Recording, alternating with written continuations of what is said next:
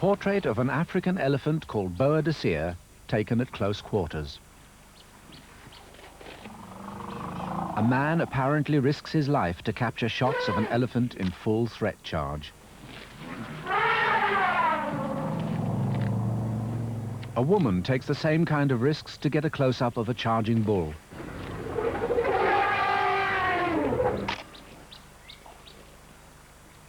No one who values his life should try to approach elephants on foot in this way. But this was not just a photographer's stunt. It was part of a 5-year scientific study that depended on taking identification pictures of almost every elephant in Lake Manyara National Park, Tanzania.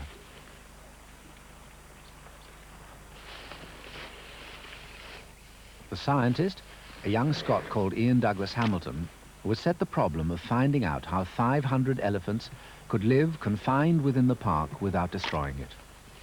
For identification purposes, he needed shots of every elephant with ears extended, a position adopted in threat charge. In time, some individuals got so used to him that they couldn't always be persuaded to charge for their portraits.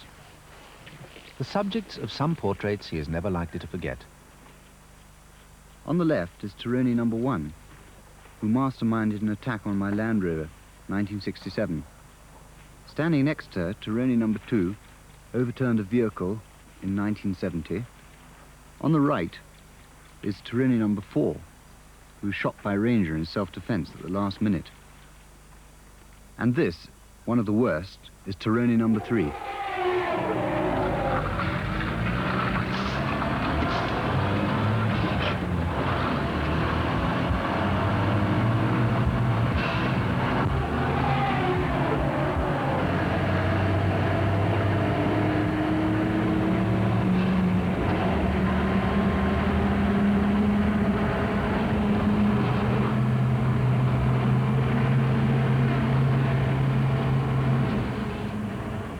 A rogue elephant like Taroni number 3 is only one of the hazards to be faced when a family decides to live with wild African elephants.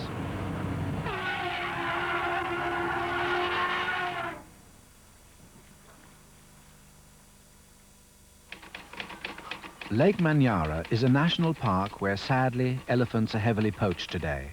But let's go back in time to their first years here, when there was a very different problem: too many elephants.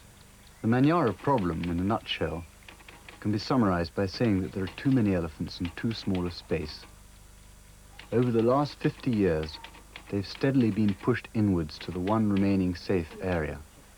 Even one elephant is destructive, but when you pack a great many into a small area, you're bound to have problems. His wife, Aurea, shared the dangers and the rewards of his long study.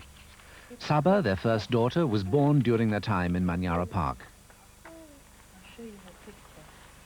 His thesis, as thick as a telephone directory, has not only won scientific acclaim, it has added substantially to man's knowledge of African elephants and the way they live, and more important, how they can continue to live in this beautiful place.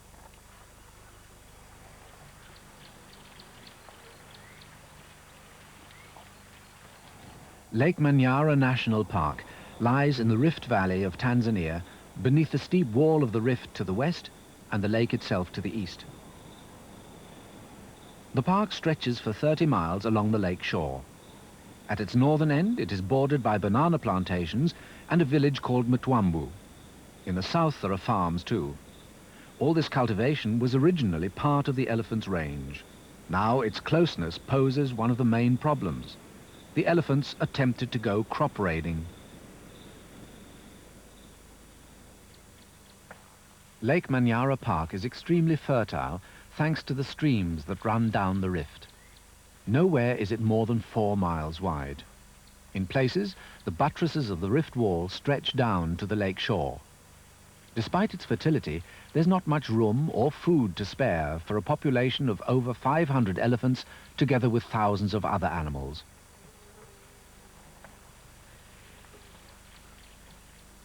At its highest points, the rift wall climbs vertically above the park for over 1,000 feet.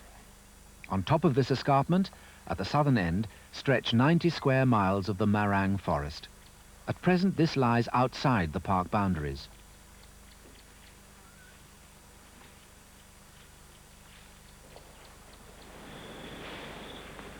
Before he could begin to live with elephants, Douglas Hamilton had to learn to survive among them.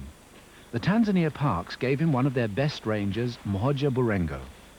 Ian's qualifications were purely academic, an Oxford degree in zoology with a research grant from the New York Zoological Society and the Royal Society in London. But they don't teach you to track elephants at Oxford. Mhoja was his tutor now.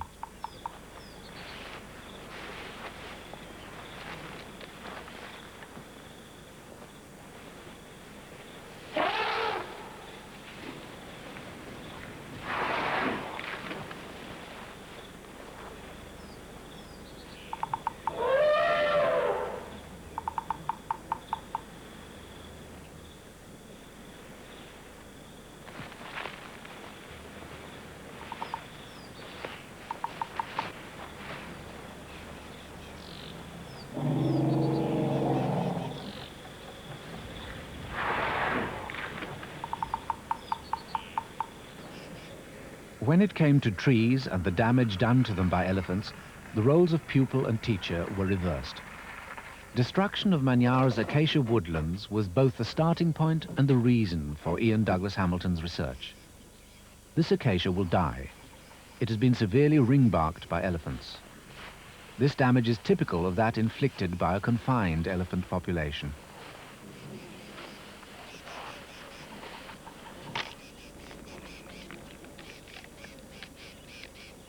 The tree they damage most is the flat-topped Acacia tortilis. By killing the trees, the elephants deprive themselves not only of food, but of shade essential to their calves. If the trend continues, the acacia woodlands of Manyara will be wiped out. And if this happens, the elephant population may easily suffer a fatal decline. When hundreds of them are forced together by man, the destruction has to be seen to be believed.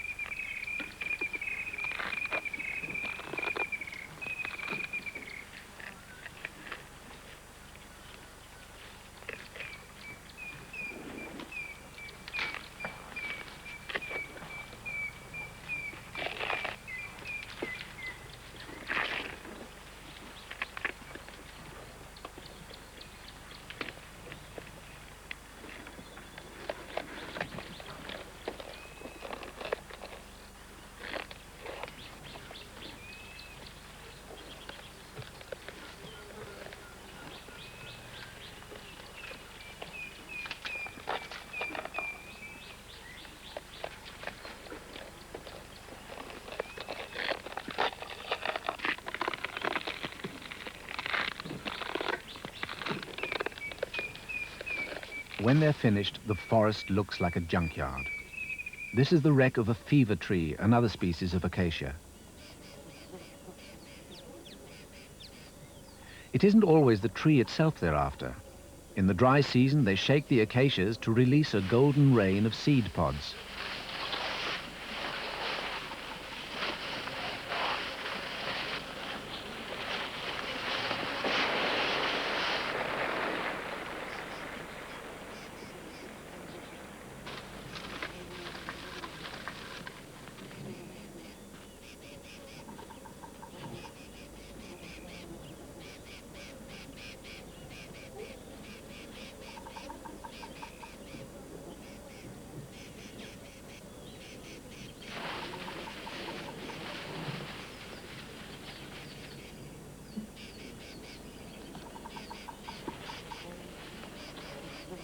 And having shaken, they pick up acacia pods with an exquisite delicacy. For once, the elephants are doing Acacia tortilis a good turn. The seeds only have a chance of germinating when carried well away from the parent tree. The elephants act as the dispersal agent. A single dropping can contain 10,000 seeds. Apart from its qualities as compost, the dropping protects them from seed-eating insects. So elephants were actually helping to replace some of the trees they had destroyed. When space was limitless, regrowth kept the woodlands in balance. but there are far too many mouths now for this to work anymore. A key shoot has been nipped off this seedling. A young acacia has got a start in life only to lose a branch.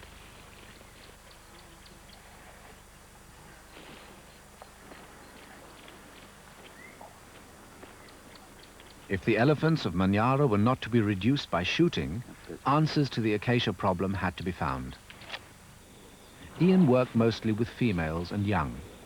He found that cows and calves lived in stable family groups separately from the bulls. He worked on one family group at a time, recording individual characteristics and relationships. Aurea, did you have any points you wanted to mention? His wife, Aurea, a photographer born of Italian and French parents, was brought up on a farm in Kenya. But this was her first experience of really close contact with elephants. I'd never lived closely with elephants before, and especially observing them. I was frightened. It was a very frightening experience to be in front of a charging elephant. And I couldn't understand why Ian was so confident always when he went right up to the elephants. But then, as time went on, I did realize that he knew every single elephant individually in the park, and this, of course, made a difference. Ian built up his identification system by noting such details as tusk shapes and even notches in ears. Taking the families one by one, I gradually built up a personal dossier on almost every single one of Manyara's elephants. Within this dossier, I kept the pictures of each and a record of their life history for the period over which I observed it. For a while I gave them all numbers, but then I found that names were much easier to remember. And I based them sometimes on a notable physical characteristic, but more often I took a historical character.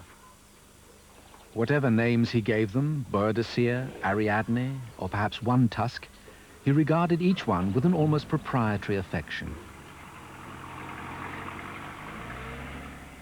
After a long, hot, often dangerous day, there were always the fresh springs around his camp to come back to.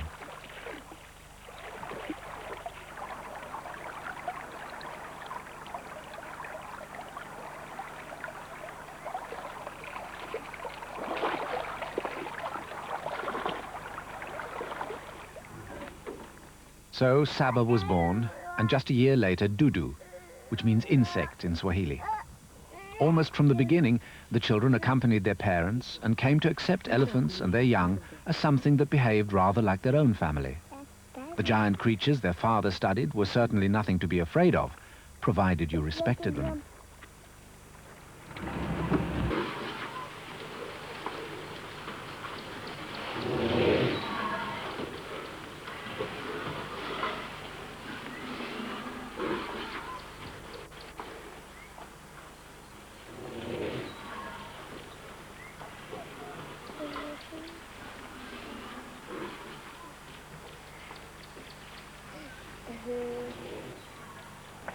Hi.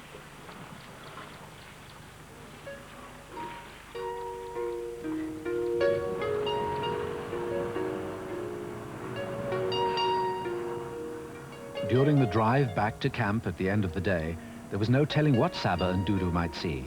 Perhaps herds of leaping impala.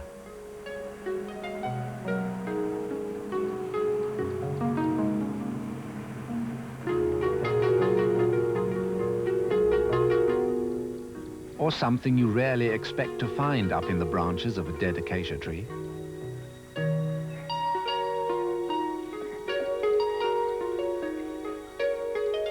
Lions are not tree climbers by habit, like leopards, for example. But Saba and Dudu were not to know that, and they'd already seen plenty of lions at Manyara.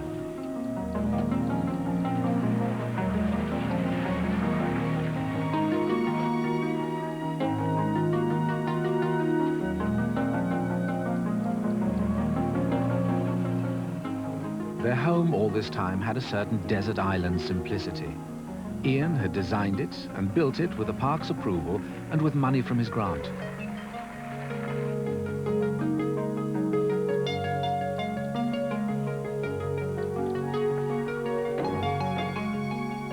Built from local stone, timber and reeds, It commanded an ideal outlook from which to observe elephants. Their home overlooked the bed of the Ndala River, where elephants often came to drink and bathe. And not only elephants.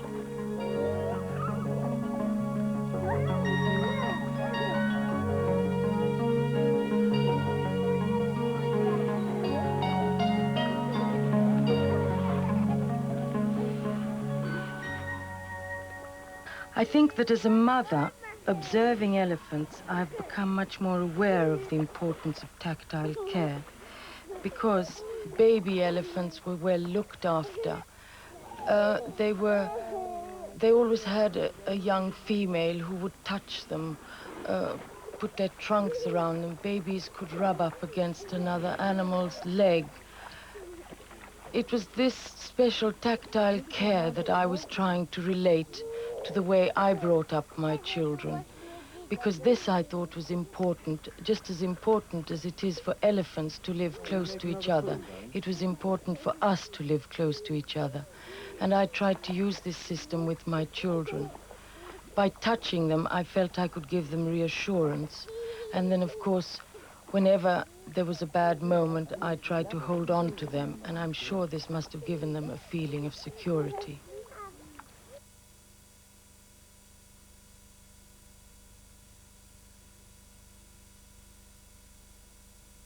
For the next stage in his research, Ian needed to know the exact age of individuals. There is a direct relationship between shoulder height and age. First, he took the elephant's photograph. Then the dauntless Mahoja walked out with a measuring rod and placed it in the elephant's footprint. Ian took a second picture from the same point so that he could compare the two and read off the height of the elephant that had stood there. The method only worked well where single elephants, usually bulls, had left a clear-cut footprint. So he invented a more complicated device. It was all done by mirrors and a prism. It produced a double image on film. Then, by calculating displacement between the images, he could work out height at the shoulder.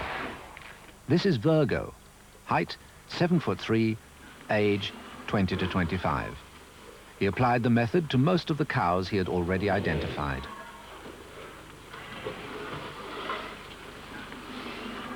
And in this way, he gained vital information about the age structure of the population.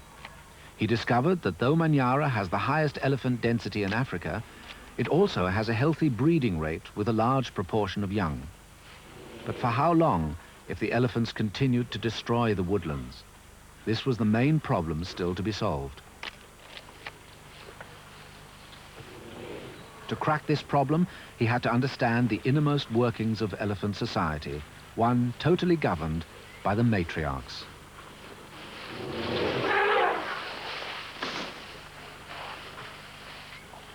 This is Bur Desir, the most imposing matriarch in Manyara, leader of the largest family unit of 22 animals. She specializes in terrifying threat charges that are usually bluff.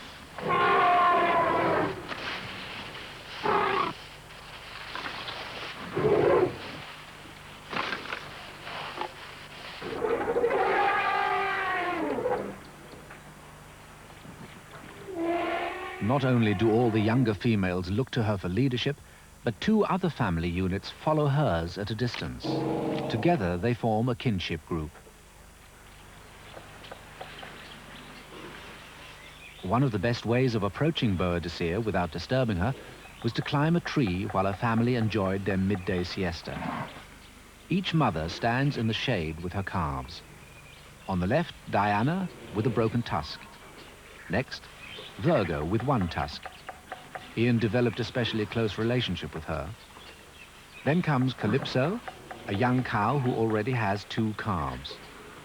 The next giant in the lineup is a senior cow, Right Hook, and on the right flank, ever watchful, the great Bur Desir herself. A little way off, a young bull stands alone, learning the hard lesson that he will soon be driven away from the family circle forever.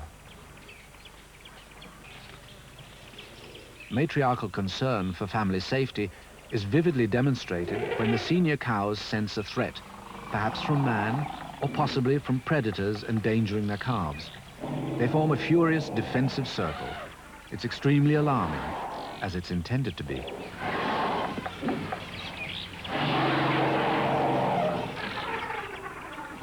This group is led by Catherine the Great, an elephant with unequal ivory. Helen, a senior cow, screams and demonstrates to back her up.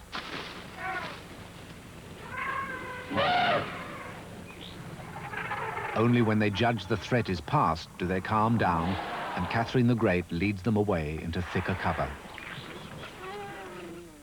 The deeper Ian Douglas Hamilton went into the social life of Manyara's elephants, the more integrated he found it to be. Obviously, all the elephants in Manyara knew each other frightfully well because they mixed together.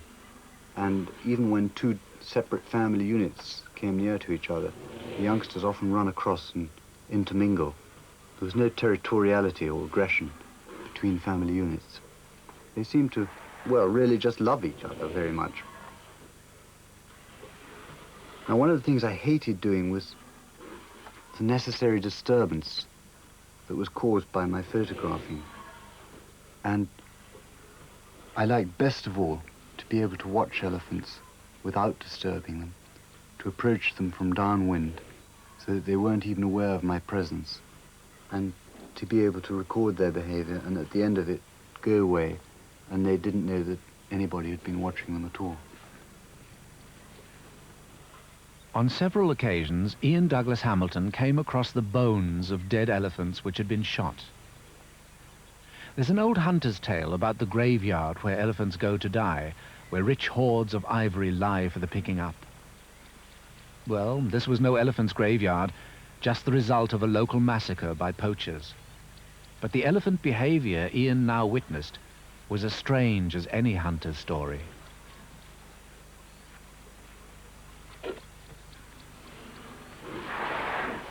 The elephants showed an extraordinary curiosity about the remains of their dead companions. They sniffed and touched the bones almost as if trying to identify to whom they had belonged in life. Next, they carried them short distances, even placing the bone in their mouths. The tusks excited special interest, perhaps because they were the only bits recognizable from life.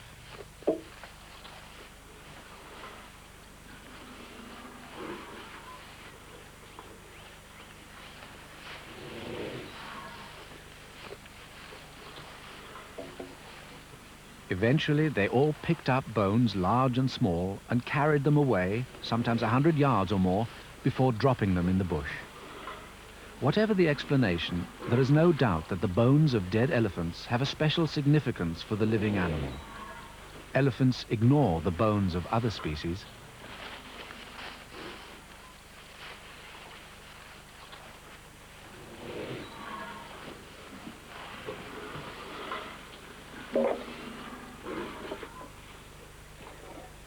It wasn't the first time this bone scattering had been observed. Elephants had previously been seen actually to bury bones. Ian Douglas Hamilton confesses that he has no satisfactory explanation for it, nor, as yet, has any other scientist. But the keys to his research were to be found among the living elephant families.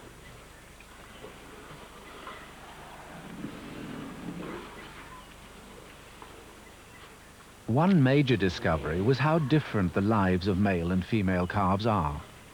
At first, they're both equally protected.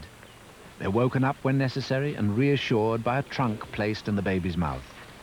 Often it is the teenage females of the family who perform these nursery duties.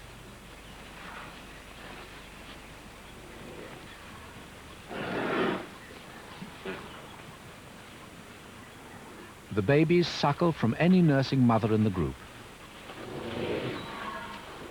That's a young teenager in attendance on the right. Later, when she becomes a mother, she'll benefit from her experience as a nanny.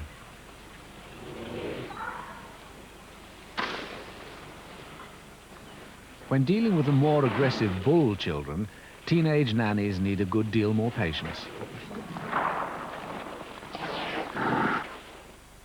When the family is on the move, It's usually the teenage female who restrains the youngster's urge to rush ahead. As in many families, the indiscretions of the very young are usually tolerated. A large bull temporarily associating with a female member of the group allows a very small calf to greet him, even though they're competing for a drink. Discipline has to be taught, however. When another young calf spoils his mother's waterhole, she gently pushes him out. He doesn't give up easily, though, and gets back in to turn the whole thing into a mud bath. Eventually, he gets sand up his trunk.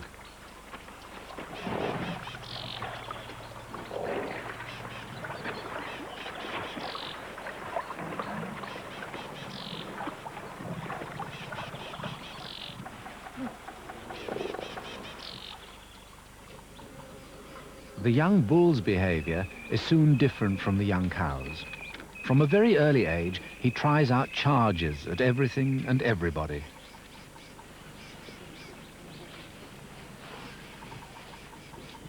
In this case, he's practicing on the Douglas Hamiltons.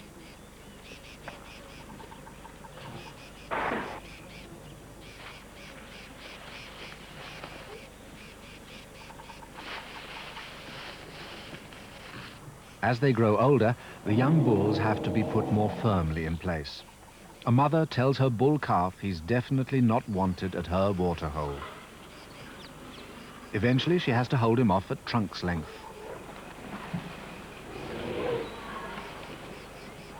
When they're slightly older, the young bulls will flex their muscles at other targets, like an inoffensive herd of impala.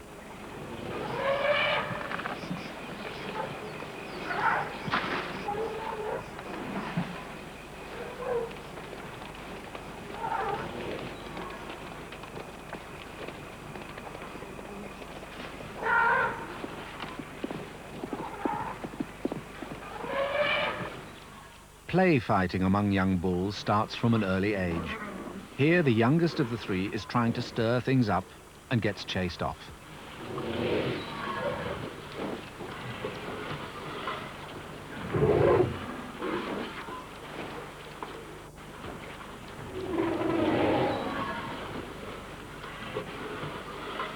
A matriarch intervenes and tells them to calm down. Her calf places his trunk in her mouth as an appeasement gesture.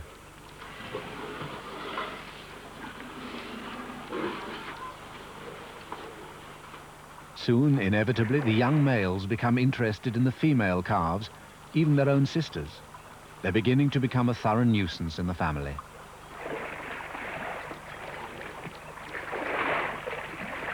When the male is about 13, at the age of puberty, the matriarchs decide they've had enough. It's time he left the family unit, and he's driven out. A matriarch turns on a bull and persuades him he's not wanted. A series of such attacks gradually drives him further away, though he'll stay within half a mile of the family for several years. Eviction will reduce the chance of inbreeding. Some play fights are particularly vicious, especially when they're between two young bulls who have not yet fixed their position in the hierarchy. However, these fights are vital to bull society. On their outcome depends priority at waterholes and sexual acceptance among the cow groups. In these battles, the clash of ivory can often be heard far off. Their value is that once a bull's place is established, he's unlikely to challenge a much stronger animal and get badly hurt.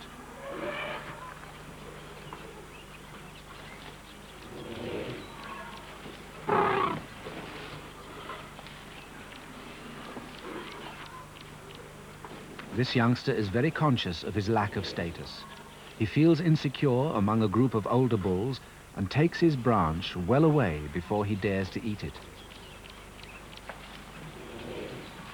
From now on, the bull mingles with other males, young and old, in loose-knit groups that constantly change their composition.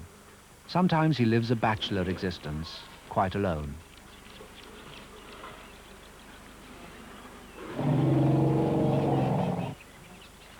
Only when he has grown big enough will he have sufficient standing to mix with the cow groups again. A huge bull greets and is accepted by a matriarch. In the mating season, he may follow a female on heat, but even this association is short-lived. This separate life lived by the bulls was the key to Ian's next piece of research, finding out how family groups moved over a long period.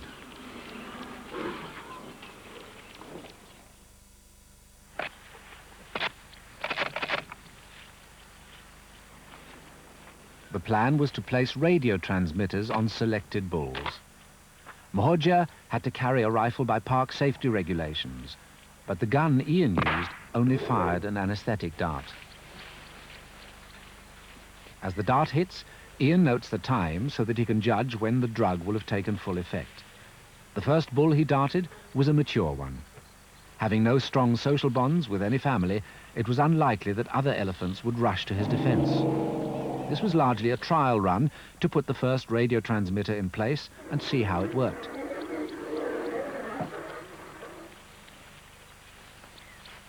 As soon as the bull was fully immobilized, Ian and Mahodja moved in to attach the radio transmitter.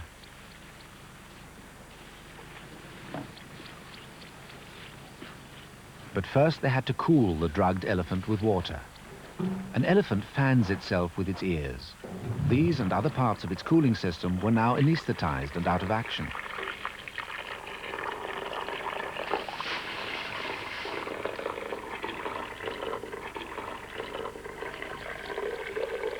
The transmitter was attached to a length of machine drive belting, like that used in factories, so strong that even an elephant would have trouble in breaking it. A great deal had to be done in a very short time. Quite apart from the danger of overheating, there was the weight of the collapsed animal on its lungs and ribs to be considered. The effect of bright sunlight, too, on dilated pupils had to be taken into account, though fortunately this elephant had gone down in a fairly shady spot.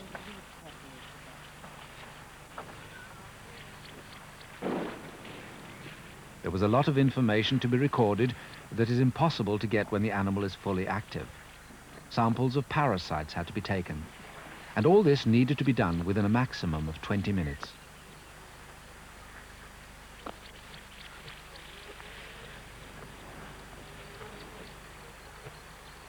After that, it was essential to give the antidote that would bring the elephant round no worse for its experience.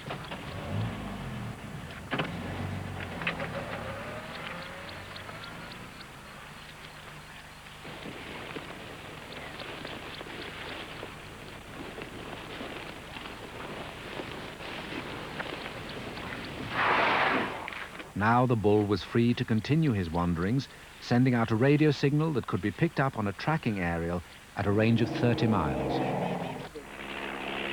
Flying his own aircraft from a bush strip near his camp, Ian radio-tracked not only that first mature bull, but a series of young bulls still loosely attached to their families. The bleep signal picked up by the antenna on his wing struts enabled him to plot the seasonal movements of selected family units for up to 5 months at a time.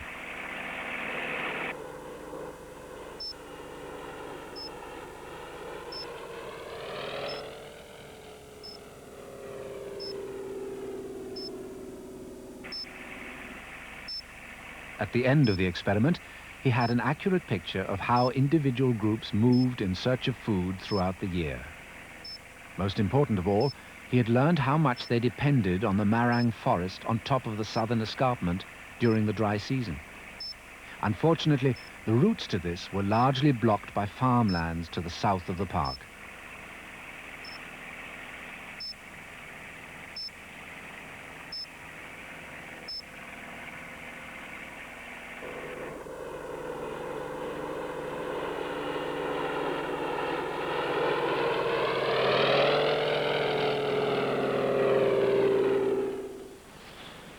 Radio tracking on foot also showed how much the elephants used the dense forest at the northern end, close to the banana plantations of Mutawambu. If they crossed the frontier into the banana shambas, they could be legally shot as raiders. So the northern end of the park had to be closed to elephants, and if at all possible, the southern end opened.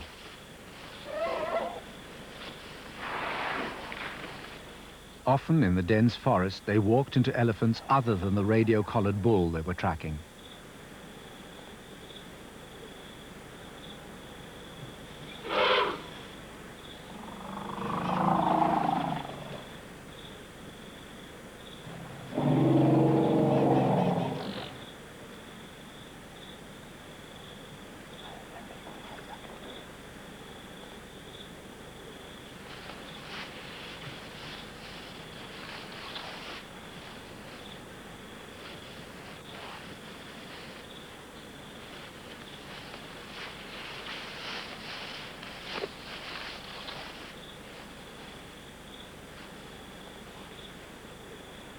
First-hand observation, as well as radio tracking, made it clear that so many elephants used this forest that it was important to stop them taking bananas on the way. Bananas are a favorite elephant delicacy. Ian's answer came straight from previous farming experience. If domestic cows could be kept in with an electric fence, why not elephants? There was only one way to find out.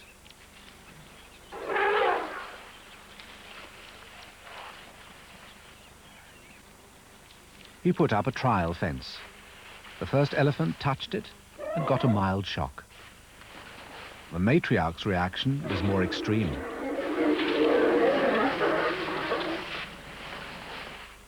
The trial electric fence didn't last long, but elephants are quick to learn from unpleasant experiences. So a strong 3-strand electric fence was put in along the border between the plantations and the forest frontier of the park. The elephants respect this, and Senior Warden Benjamin Kanza regards it as something approaching a complete answer. Before the fence was put on, there was a lot of crop raiding, especially by elephants. But now that the fence is on, this is reduced quite tremendously. When we put in the fence first, there were lots of breakages because the animals were not aware then that there was a fence. But we kept on trying and mending, putting a lot of people on the fence. And eventually we are getting success, although not, sort of perfection. Data about as many groups as possible was still needed to understand the seasonal movements fully. Ian had only 2 transmitters, so he had to retrieve them from bulls who had served their purpose and transfer them to other elephants. It was when he decided to get his radio back from a young bull attached to Sarah's group that the trouble started.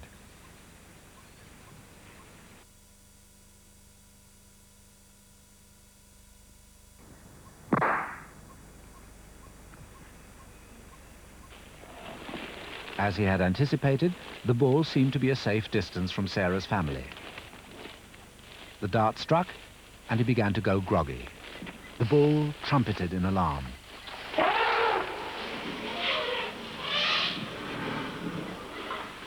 All at once, the bush was full of angry matriarchs, led by Sarah standing tall and sighting Ian over her crossed tusks.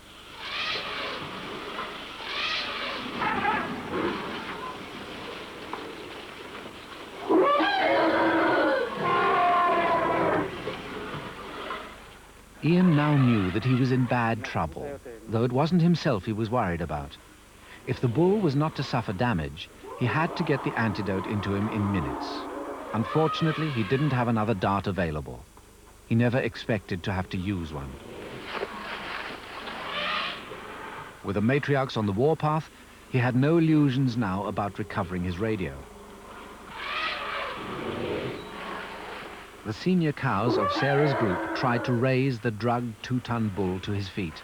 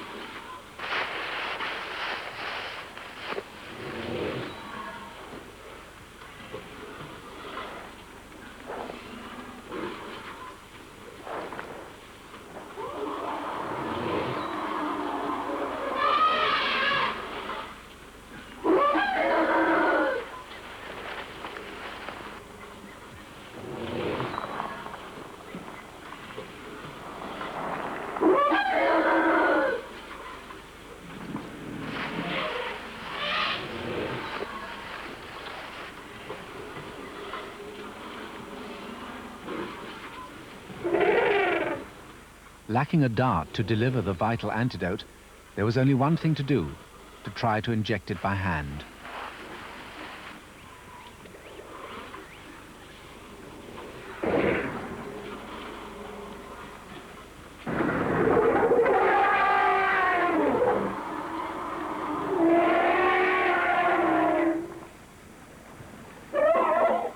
When that failed, to drive in close was the only hope.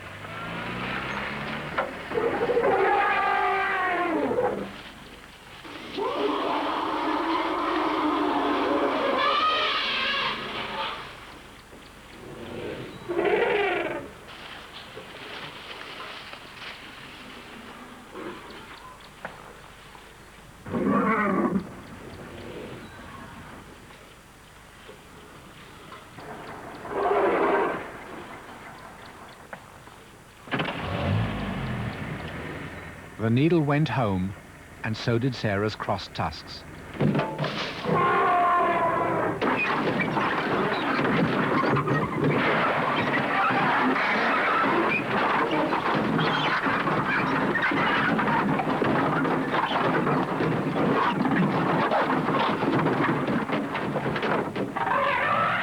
Having, as she thought, wiped out her enemy, she backed off to tend the bull, who was beginning to come round.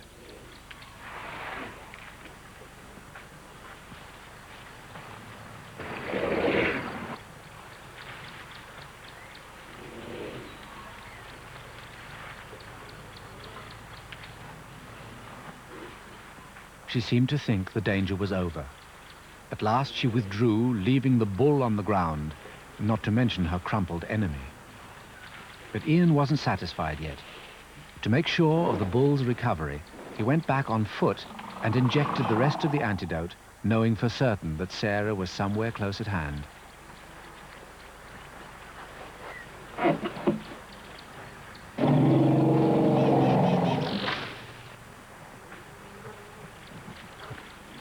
During his 5 years of living with elephants, Ian Douglas Hamilton took risks which some wildlife experts and scientists consider unnecessarily foolhardy. Certainly, he has a most extraordinary understanding of elephants and a rapport with them which no one should try to imitate. This rapport is typified by his relationship with a one-tusked female of Boadicea's group called Virgo. Virgo remembered him when he returned to Manyara after 2 years at Oxford writing up his thesis. She often greets him by putting her trunk in his hand. He's always deeply moved by this in a way that isn't strictly scientific. Such beautiful hair in her trunk.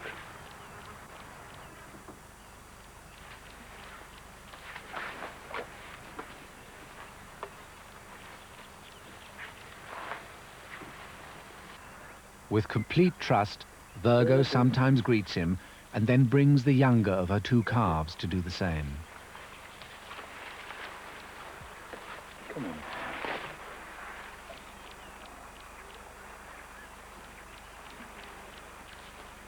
Some see this as acts of bravado, but Ian claims that he can predict Virgo's exact behavior. Bravado or not, such demonstrations in no way detract from the solid achievements of his research.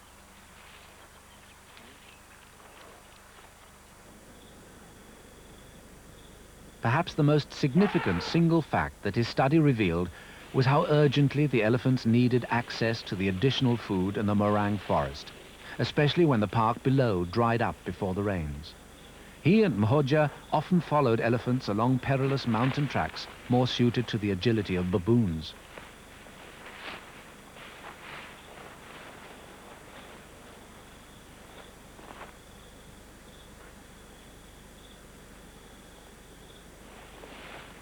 Once they even found a cow who had missed her footing and crashed 400 feet to her death.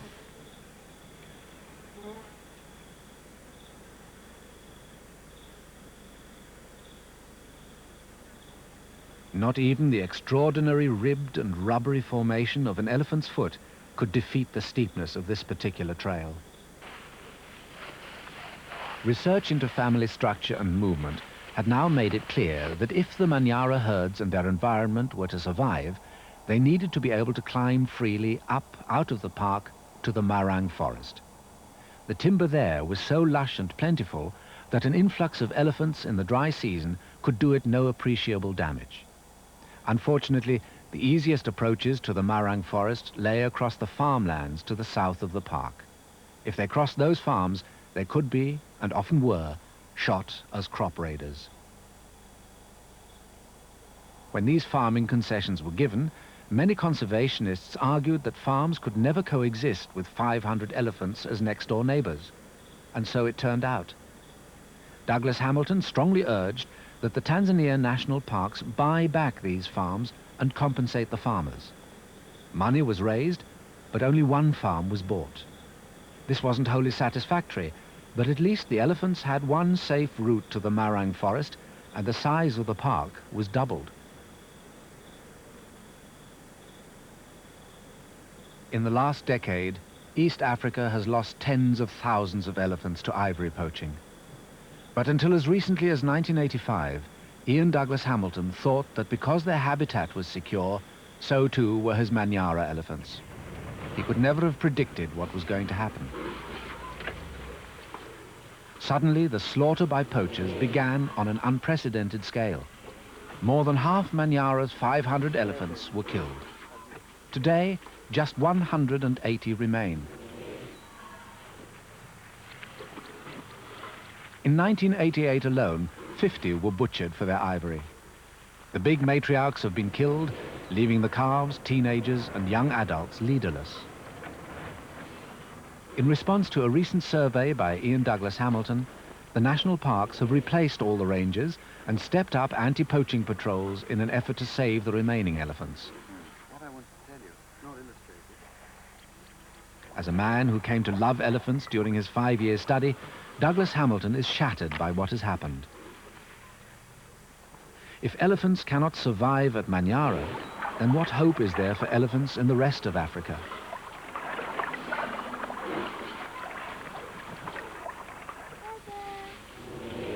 Of the elephants that Ian knew, and which were filmed during his study, Virgo is one of the few survivors.